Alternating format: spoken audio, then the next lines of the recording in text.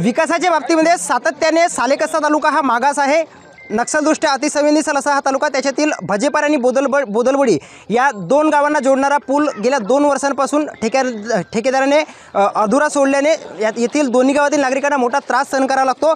आज संतप्त झालेल्या नागरिकांनी या नदीमध्ये अर्ध जलसमाधी आंदोलन सुरू केले। आपल्यासोबत काही नागरिक आहेत बोलण्यासाठी। दादा, काय सांगाल, काय नेमकी मागणी आहे आणि कशामुळे हा बांधकाम रखडलेला आहे? सार्वजनिक बांधकाम विभागाने 2 वर्षाच्या आधी या ठिकाणी कंत्राटदाराच्या माध्यमातून पुलाचं बांधकाम सुरू केलं होतं। त्यानंतर कंत्राटदारांनी या ठिकाणी दगड लागल्याचं कारण दाखवून 2 वर्षाच्या आधी पुलाचं अर्धवट बांधकाम बंद केलं। त्याच्यानंतर जो आमचा मागील अनेक वर्षापासून या ठिकाणचा रस्ता सुरू होता, तो सुरळीत रस्ता यांच्या लापरवाहीने बंद झाला।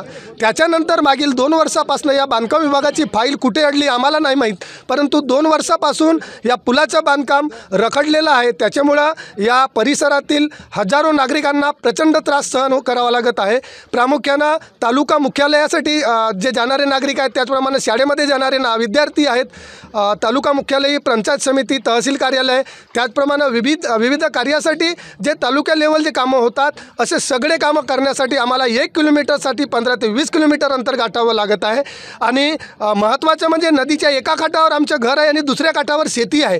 200, 300, 500 मीटरसाठी आम्हाला 15-20 किलोमीटर शेतीमध्ये जावं लागत आहे। आणि सध्या रबीचा हंगाम सुरू असताना रात्रीला विद्युत पुरवठा सुरू करण्यासाठी, धान पिकाला पाणी देण्यासाठी शेतकरी अर्ध्या रात्री 15 ते 20 किलोमीटर आपल्या शेतामध्ये जीव धोक्यात घालून जात आहेत।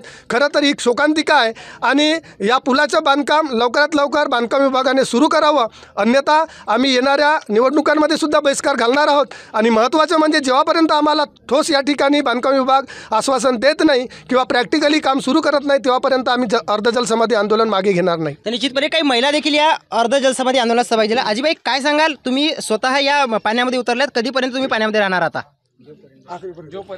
जेवढी अधिकारी येत नाही तेवढी आपण पाण्यात ना निघणार नाही। आगामी काळात निवडणूक होऊ घातली आहे, त्याच्यावर तुम्ही बहिष्कार टाकणार आहात का? आता हो, आम्ही काय मतदान देणार आहे? कोणसाच नेता ये त्याला आम्ही मतदान करणार नाही, पेटी वापस करणार। हा जेवढी फुलिया होय नाही तेवढी। तर निश्चितपणे जोपर्यंत या पुलाचा बांधकाम पूर्ण होणार नाही तोपर्यंत आम्ही मतदान देखील करणार नाही, अशी भूमिका संतप्त नागरिकांनी घेतली आहे। देवेंद्र रांगडाले, एबीपी माझा, गोंदिया। एबीपी माझा, उघडा डोळे बघा नीट।